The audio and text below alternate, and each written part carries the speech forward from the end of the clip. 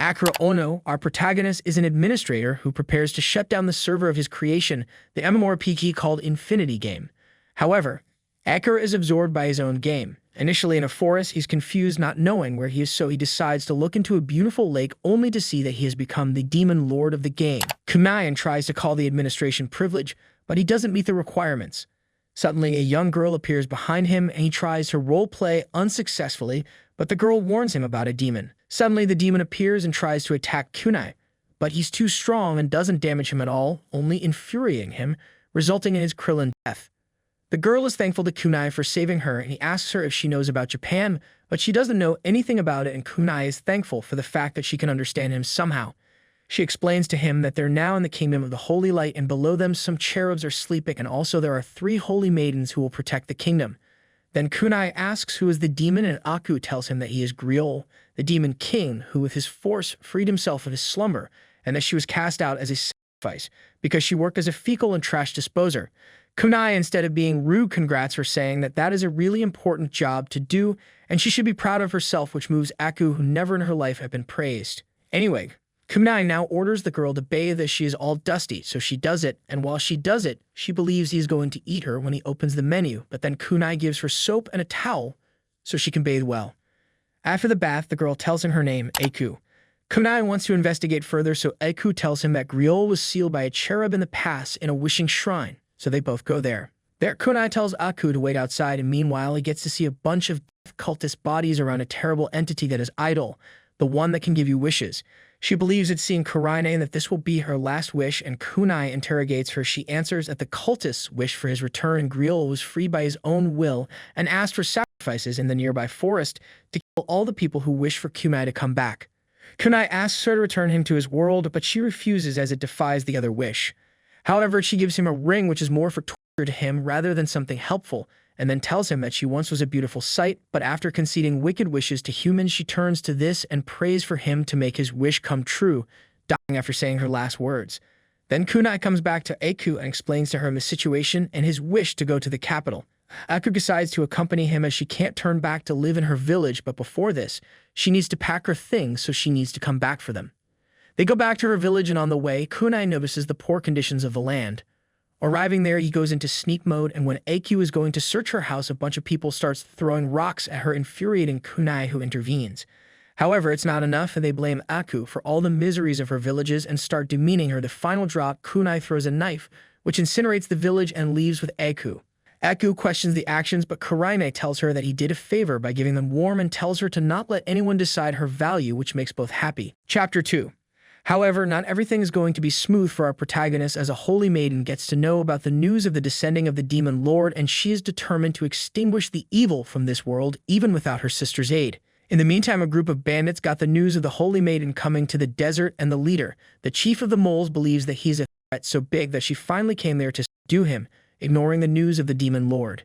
In the meantime, Kunai and Aku decide to stop in the middle of the desert as they need to rest because it is getting dark, so Kunai uses his administrator privileges and searches in his infinite item store and makes a base, which amazes Aku as she sees everything as a luxury. Then Kunai tells her to bath in the sauna, which is a barrel. She doesn't even know what a sauna is. She follows his orders, and while she baths, Kunai starts to mediate a plan which consists of going to the capital to see if there's another being with the same power as an idol, because even with the administration privileges, it doesn't mean it could have a command of going back home. After the bath, Aku is praised once again by Kunai by telling her that she smells good, which makes her happy, as it's the first time someone has told her. Then after that, she sneaks into the bed, wanting them both to sleep together, and initially Kunai refuses, and she messes with him by telling him not to worry if he's an old man, which makes Kunai sensible, claiming that he's more than an older brother rather than an old creep. The next morning in a canyon, the moles are waiting to ambush the holy maiden and her friends, but Kunai passes between them, believing he is bait. The chief decides to try a fast attack and a retreat, however. Kunai sees them first and doesn't alter, as they can't even damage him.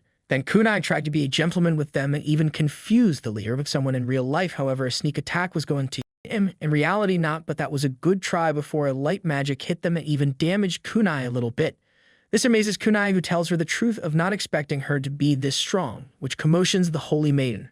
So the holy maiden presents herself to Kunai as Luna the Elegant, and Kunai mocks her by telling her that it's surprising that the kid who blasts magic like a maniac is called the Elegant. After that, Luna orders her knights to attack him, but they're low level and Kunai blasts them into the air, which worries Luna.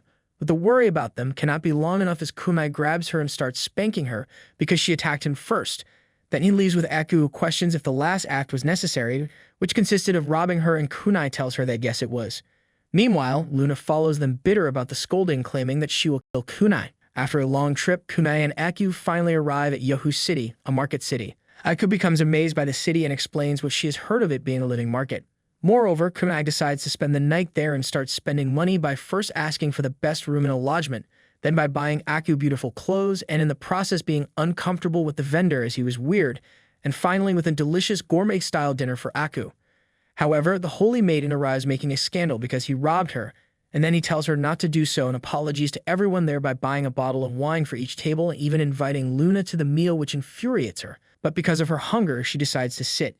Aku tells her that the Demon Lord is not so bad, but Luna dismisses her by telling her that there is no such a thing as a good Demon Lord. After the meal, Aku tells Kunai that he's a good guy with the people he wants. After seeing her limb, he lifts and carries her, so Aku immediately changes her opinion and tells him that he's indeed a good guy. In the lodging, Luna arrives on the verge of tears as she doesn't have where to stay because he robbed her, so Kunai returns her money bag, and because of this act, she acts lunatic by telling them that they can stay because this was paid with her money. Else the older sister of Luna was going after her Mad Max style, furious about her hiding information about the Demon Lord. Chapter 3. After that, Luna and Aku bath together, and Luna asks her to call her sister Luna, which Aku agrees to call her like that, and after that, she does some suspicious things to Aku. Meanwhile, Kunai is thankful for his infinity item store, and when both girls come into the living room, Kunai asks Luna about the status of the kingdom. Initially, she doesn't want to cooperate, but after Aku tells her to do so, she calms down.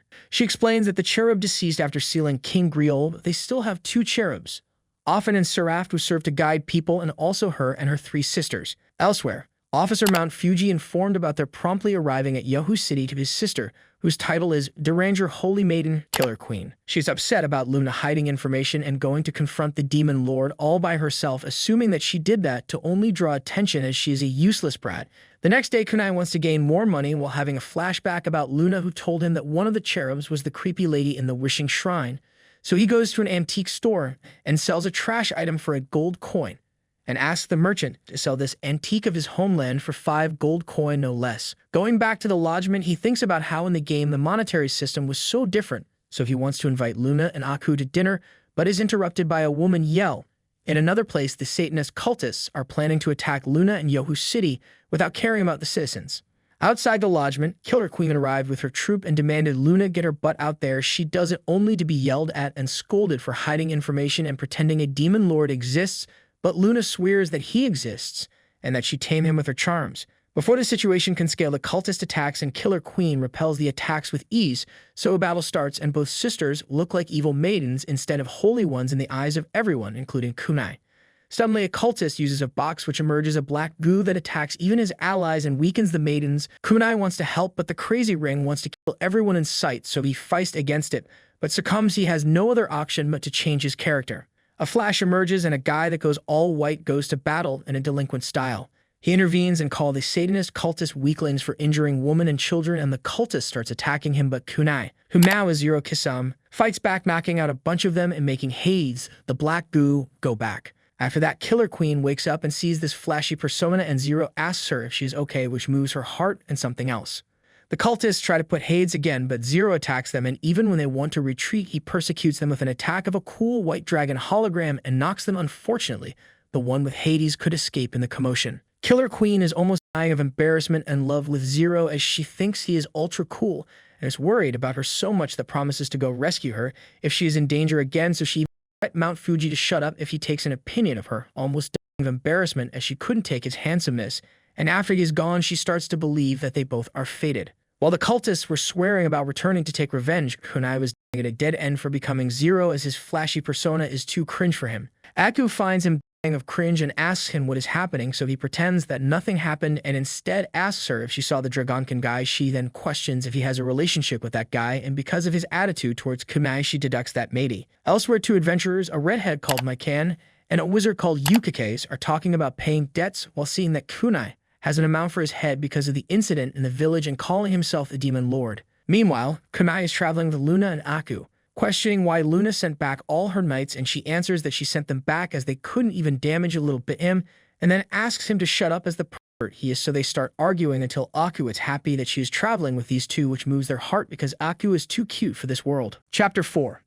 The next morning, Kunai asks Luna to change her clothes as she attracts too much attention with her current ones, but Luna thinks that he's a pervert who wants to see her naked. Elsewhere, Maiken and Yukikais are going to hunt some sand wolves, but there are too many for only them as their low-level, so they end up fleeing. Fortunately for them, Kunai and his group stopped in the middle of the desert as Luna needed to change and Kunai to smoke, and these two were running straight into them. While Maiken warned them to flee, Kunai was somehow nervous but secure about his shield and abilities, so when the wolves attacked, he just stood still, seeing how the animals flew away, and also used his abilities to decrease the numbers of the wolves, and he succeeded in leaving the adventurers in the desert perplexed by his strength. At the carriage, Luna acts like it's Sundeer and tells him that this was expected from him as he has to protect her, but also wants a compliment, so Kunai compliments her looks. After that, they stop in an oasis to rest, and Luna warns Aku about the perverted ways of Kunai, but Kunai ignores her and invokes the bass, which amazes Luna as she is eager to see it and also loves it. While the girls go inside, Kunai first sees Aku limp, but secondly offers the chauffeur a cigarette as he has to stay outside taking care of the horse, and this one thanks him as it's good stuff. So he goes apart and summons an aide called Yu Carino, a brilliant doctor who is also a menace as she likes to dissect and kill people. Meanwhile, both the girls are bathing in the barrel, and Luna asks Aku if she could aid her in telling Kunai to gift her this amazing base, but Aku is not sure, so she only says that she could ask, which Luna thanks her. So first he explains the situation, and fortunately for him, Yu understands this, and also adds that they have to find out why the people would want to summon him in the first place, but also tells him that the Nightless City is needed as that was a place of technology and social progress. Kunai adds the fact that emerging such a modern city in this fantasy world is going to be difficult, but travel always begins with a single step, so they can start, and Yu is amazed at this optimism. However, Kunai is worried as Yu is smarter than him, so he has to act carefully. Following this, Kunai asks Yu to heal Aku. At first, Aku was scared, but then she was healed with ease thanks to Kunai and Yu, and started running happily as she could once again run. So Kunai and her go for a walk, and Kunai promises her that she'll have a happy and normal life and that she must think about the person she will love, but Aku tells him that she already loves someone. They finally come back, and Luna is suspicious about Kunai's perverted ways, but Kunai tells her to not judge him. After that, he touches Yu's shoulder and praises her work, which makes her fall in love with him only for the compliment. Chapter 5. Elsewhere, Yukikais is having somehow adult thoughts about Kunai, and Maiken is disgusted by it, calling her out about the fact that he is the demon lord and a pretty dangerous guy, but Yukikais calls her a hypocrite as she has the same thoughts as Zero, the Dragonkin guy of the other time, so the tavern lady offers her other drinks and they accept it, even Yukikais, who wants a suspicious one. Elsewhere, the Satanist cult is having a reunion about the failure in Yohu City, so they now decide to attack the holy capital by letting Hades consume everyone and also attack because yes. So they finish the reunion, and the leader is disappointed about Griel's death. Going back to our heroes, they arrive first at Luma's village, which is supervised by the church as she doesn't have any interest in supervising her village territory at all. This is worrisome to Kunai and Yu. Both think that she is the kind of person who raises taxes and provokes a revolt. Kunai adds that maybe the nobility and church are using her instead of helping her, so he decides to emerge his empire in this territory as nobody will say something because she is a holy maiden. So he starts by telling her that he wants a corner of the village to construct a hospital and a hot spring and sells soap as full package. Aku agrees with this because with Yu as a doctor, the whole kingdom would come, so Luna thinks is a good idea. After that, the appointed manager arrives to say his greetings, but Luna dismisses and fires him on the spot as she doesn't require his services anymore, so he tells them that he needs to inform his supervisor, but Kunai also dismisses him, telling that Luna is the owner of this land, so she is his supervisor. Following, Luna is happy with Kunai, but also wants her allowance to go up, and Kunai promises it will. In another place in the same village, there are two bunny people called Momo and Kyon, who are sad as the carrots are nasty, and they have bad crops because there is not enough water and fertilizers. Holly, for the heroes, arrives and Kunai asks about them, and Luna technically informs him that the Holy Light Kingdom is racist with whoever isn't human. So basically, they're quarantined far from all human people. Anyway, Kunai presents himself in front of the bunnies, and they just start to use bunny slang, which upsets Kunai, but he wants to help anyway. After that, the bunnies tell him the problem and show him the well, which is completely dry and useless. Kunai just creates a magical wheel that brings water even in a dried well, and even Aku uses it to demonstrate that even the weak can bring water out of it. So because of the business of water's crystal, Kunai warns the bunnies to keep it secret as it can develop a war over infinite water. Luna trusts Kunai as she thinks he is gonna do dirty deeds with the bunnies, but he clarifies that this is only for the benefit as he needs people to work at the hospital. Luna doesn't care more than progress in her village and her allowance rising. Meanwhile, in another territory, the eldest holy maiden Angel White is having a reunion with nobles as one greedy fat pig that is doing some suspicious hand movements is upset because Luna now wants to rule her territory, but another noble who is a knight says that this is for the better good as now she can be responsible. However, the other one convinces the holy maiden that she may be being manipulated by the demon lord, and after this, the worried sister dismisses the reunion. Following, Killer Queen enters and Maiden Angel tries to establish a conversation with her sister, but she is in a love fever with Zero, and now Maiden Angel is worried about both of her sisters acting strange. Chapter 6. Going back to the bar now, we see two S-rank adventurers called Mink and Organ talking about the Demon Lord, as the rumors of the Dragonkin and the attacks are now. So once again, we see Kunai's wanting poster and both of them go to chase him, but they weren't quite about it as Yukake's and Mekan heard about this, and Yukake's wants to protect his man with everything. At night, our heroes are now eating in a fancy restaurant because of a special occasion. Eku's leg has been completely healed. So now they enjoy a fancy meal until they are almost over, so Kunai goes apart from the group and tells a waiter to bring something special from the table and proceeds to create it, which results in a strawberry tart that is so delicious that even you enjoys it. After this delicious tart, a shining woman appears and results to be the owner of the restaurant, Madame Shimfree Butterfly. Because of this, Kunai uses his telepathy with Luna, asking her who is this lady, and Luna answers that she is the center figure of all the wives of nobility. After hearing this, Kunai understands that this woman may be the key to advertising his spring resort, so he starts by first introducing the madam to the group and then explaining into her his idea of making spring resorts with a complete sauna building and selling soap as the main thing, and also gifts her the soap bar to try her as is from quality. Suddenly, an explosion is heard and Kunai thinks this is the perfect occasion to showcase his powers and show the potential ally he can be to the humans. So he orders you to stay and care for the people while he goes to the city and take care of this vermin, while talking with you that this is going to be a mere act to improve their images. So Kunai goes to the city and plans to finally greet the cult who were so eager to see him.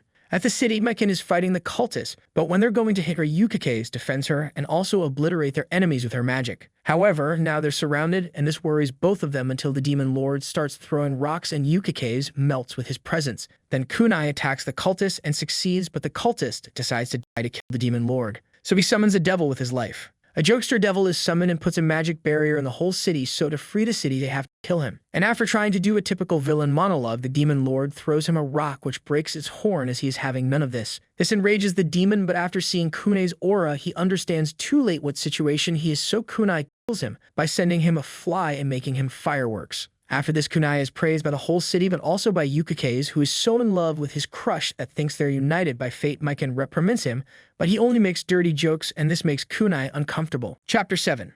Now the Satanist cult leader Utopia is angry as he considers the failures must be somehow to use and is disappointed for the death of the demon clown. So he orders Trona Loli to get them for sacrificing, while orders her to get out because she is an eyesore. Going back to the holy capital, the clown is making a show named Artemis, and he uses magic and impress the nobles that are there. However, this clown is not only for entertainment as he wants to kill Luna, because now she is alone, so he goes to the table only to be confronted by Yu, who uses the same card as a magician and rips his arms without him even noticing. This makes Madame Shimfree surprised as she has never seen sometimes like that, but then Yu puts the arms again but reverse, and Artemis now is crying and altered, so he begs for his arms to go back to normal. Yu does it, but also warns the clown if he ever tries to pull off trying to kill Luna again, she will kill him mercilessly. Meanwhile, in the streets, there is chaos as skeletons and undead are now in them, so Killer Queen and Mount Fuji have joined the battle. They both fight spectacularly, and then two low-level undead try to be badass, but Killer Queen is having none of it, so she kills mercilessly the younger sister and is rude to the other one, who is killed by General Marshall. As for the other part, Mink, the S-rank adventurer, is saving some priests and nuns by being darks in her prayings. On the contrary, the cultists are salty because they're failing, so they decide to commit a collective suicide to summon another demon, the Prince of Darkness, Orut, who is displeased with being summoned in such a place. He senses the Holy Maiden, and White Angel senses the high-ranked demon. She starts putting up a barrier, but the demon dismisses the barrier with ease and boredom. Then Mount Fuji and Killer Queen appear, and Fuji tries to attack him, but it's neutralized easily. Meanwhile, Tron is flying with Hades to whoever knows where. Killer Queen attacks first, but is repelled by Orut, and Mekan appears to aid the battle. At first, both are controlling the battle, however, Orbit demolishes them both, and Tron appears to aid with Hades, which debilitates both fighters, and when Killer Queen uses a holy shield to at least protect a little bit both of them of Orut's attack, The shield is too weak, and both are demolished by the attack of Orut. White Angel runs worried to try and aid her sister, but Killer Queen warns her not to come. If she comes, the barrier that protects the citizens will fade, and Orut does a nasty grin and promises to damage Killer Queen. Elsewhere, Kunai is seeing this incident and sees how White Angel may be more pure than both of her sisters. However, he can't trust this as she may be the worst inside. Also, he's dying inside as he is starting to investigate Seraph, but this incident may interfere with his investigation, so he decides to become Zero once again to aid in the battle, and goes to the battle, making Killer Queen scream like a Fangirl his name. Furthermore, he has a power in that for every continent the opponent has killed or injured, his force will be 5 times stronger, which makes Orut seem irrelevant compared to his power. Orut decides not to be humiliated by this and kills Tron with his blood-sucking, and she falls to the floor dying. So now we have a flashback of this Loli in which we see how she was adopted by the cultist as she had nowhere to go, so she accepts her fate with sadness until Zero gives her a protein bar so she is completely healed. After seeing this, Orut sees the danger of this dragon, so he devotes himself to killing him completely and transforms into a vampire wolf.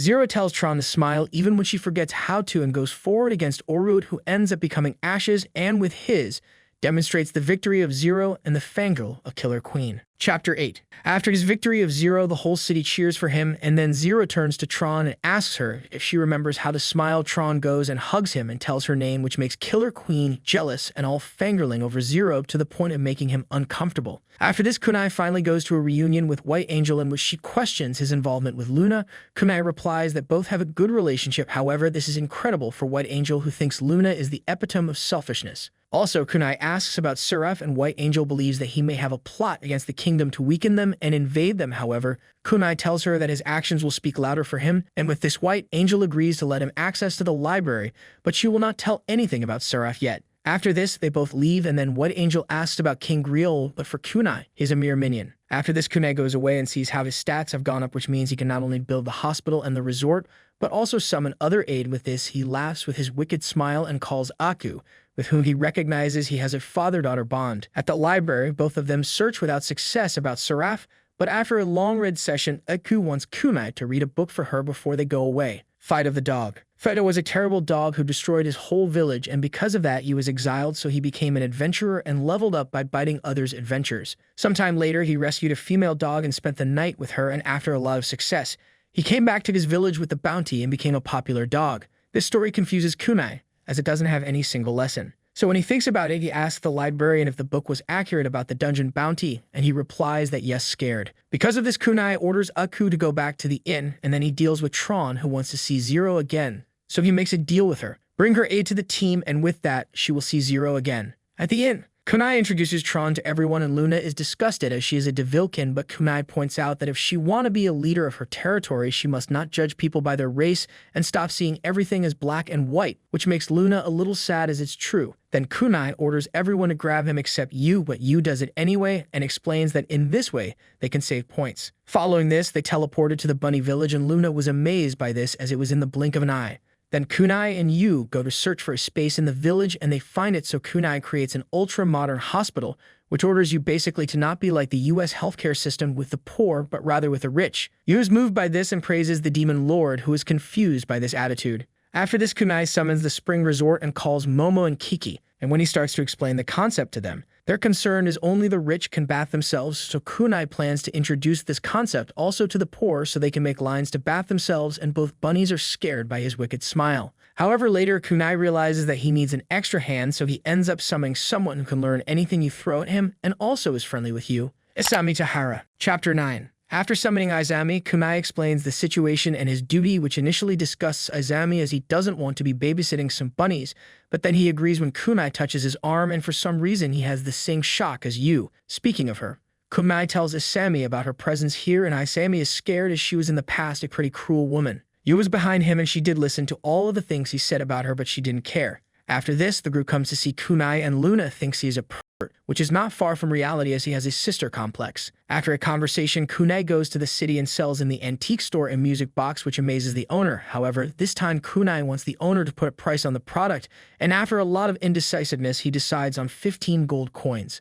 This makes Kunai happy, and now he goes with a tailorist and orders 30 uniforms for the bunnies in his village that for the women are a little scarce of clothes. However, when he shows the golden coins, everyone goes crazy and starts right away to do the uniforms. Kunai is happy about this as now he can travel by teleportation, and this may give a sense of unity in the establishment. At night in the inn, Kunai transforms once again into Zero, realizing that he may not have total control of him and that he needs to gain control to revert the transformation voluntarily. Later in the bunnies' village, the crops are going well and all the bunnies enjoy a nice meal. So now they enjoy the sauna installations until Isekai comes and starts to organize them, starting with the kids cleaning the rooms and later giving uniforms to Momo and Kion, and also making them practice welcome phrases. A week later, Madame Shimfree arrives with company, an injured soldier that now is blind called Commando Sambo. Madame Shimfree is surprised about the village's image, and Kunai promises her that they will continue to improve their image, but after seeing the conditions of the old Gramps, they decide to show her the hospital as they may have the cure. So at the hospital, Madame Shimfree is perplexed by the modernity of the building and meets Yu. Yu asks Sambo to go to the stretcher for further revision, so he does and explains that this injury was because of a venomous beast that blinded him while in the supervision of General Marshall. However, Yu cures his eyesight with no difficulties using some drops, and he ends up running to reintegrate into the military with happiness. Because of this, Madame Shimfree, in gratitude, offers a holy lambda coin. The value of this coin is 100 gold coins at least. Yu is happy about this, and Madame Shimfree and her end send in a good relationship at least. Chapter 10. We go back to the past of Luna, who before being a holy maiden was a poor citizen and even was despised by the nobles once, which because of this, she vows to never forget about this and become a holy maiden so she can't ever be looked down again, but also tries to enjoy the time with her best friend. However, after becoming a member of the church to become a holy maiden, her best friend and family are killed as she was a demi-human, and demi-humans are considered sinners and impure. 2 years later, she becomes a holy maiden, and she vows to protect the people of her village from them, and asks the cherub to give her the power to do so. But instead, she mistakes the voice of Kunai's with the voice of a cherub. For a moment, thinks she had a divine intervention, but Kunai clarifies that Madame Shimfree is coming at her. Kunai first showed the establishment to Madame Shimfree, who really liked it, and now Luna is the one who has to showcase the saunas, baths, and exfoliation zones. She does it with grace, but also almost drags Madame Shimfree everywhere as she starts to have casual but personal conversations about Luna liking Kunai, which is not completely false, and after all of that, Madame Shimfree is convinced to stay in the village. Later, White Angel gets the news about Madame Shimfree going on vacations to Rabi Village and is concerned about the Demon Lord gaining the favor of the Madame, but Killer Queen doesn't care as she notices Luna may have fallen in love with the Demon Lord, so she starts to pray so White Angel fall in love with someone,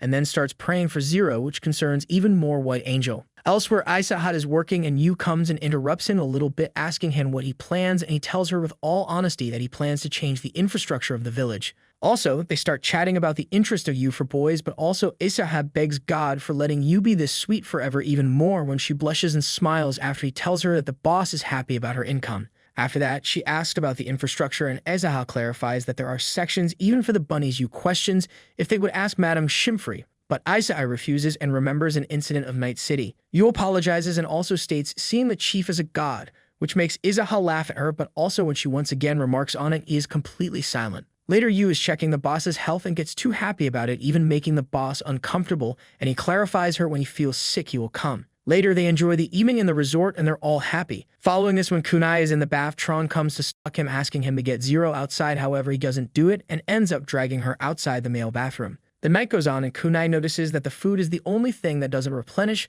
but the other consumable does. After that, Aku comes to sleep with him and they do as daughter and father.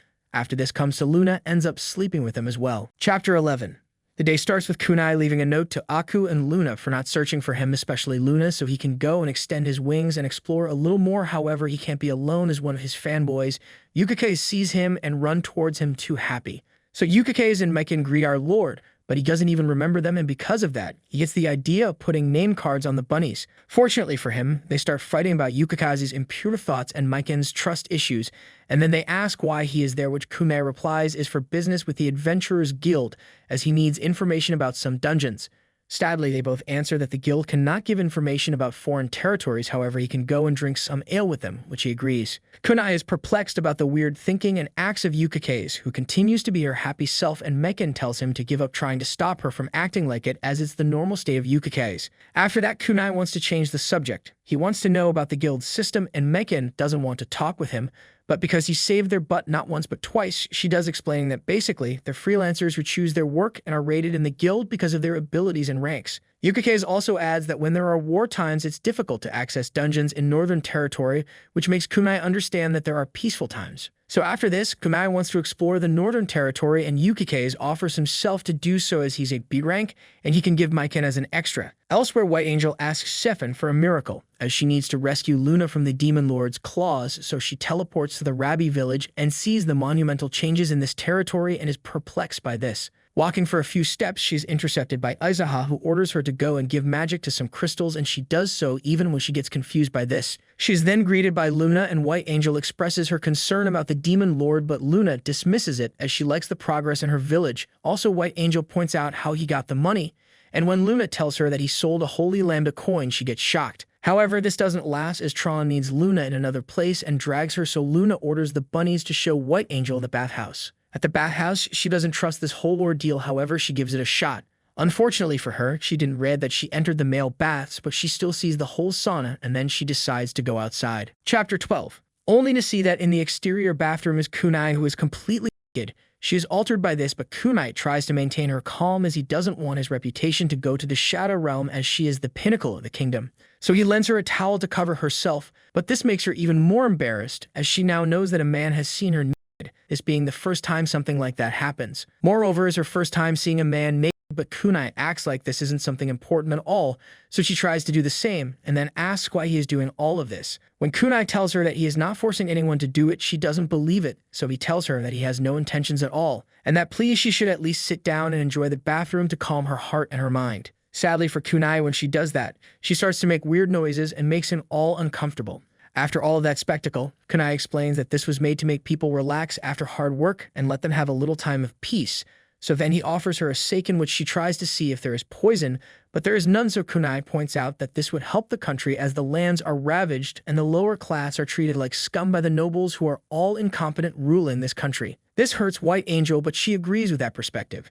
After she drinks the sake, she realizes it can restore power, but then Kunai grabs the cup after thinking she is too pure for this world and drinks it too, so she thinks it's an indirect kiss, making Kunai tell her if she's a kid or what. This makes White Angel upset, as everyone considers her unwanted and childish, so because he stepped on a landmine, he tries to amend it by gifting her an angel halo as a peace offer, which succeeds as she doesn't remove it later.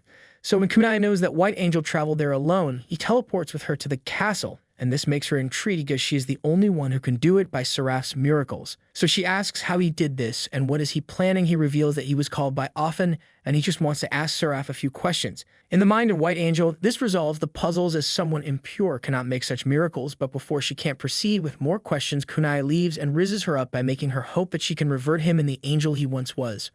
Later at the village, Kunai spends some quality fatherly time with Aku until Tron and Luna arrive and interrupt it, but all of them go to sleep like a family. Sadly for Kunai, he is uncomfortable as everyone sleeps with him. The next morning, Kunai wakes up early and ready to go and talks with Yu and Isekai, taking them in charge of the hospital in the case of Yu and of the village in the case of Isekai. He also remembers that he now has more people to protect. He orders Isekai to erase of the face of this world anyone who dares to hurt the village. This makes Isekai moved as he remembers how the chief saved him. Then he proceeds to go, and Yu already misses him. Yukikaze is all happy about this as he is the one with Maiken riding his carriage, but Maiken isn't happy at all. Arriving at the city of Rookie, they heard the arrival of a hero that resulted in a nerd called the White Comet Hero Otomega, which shocks the living soul of Kunai.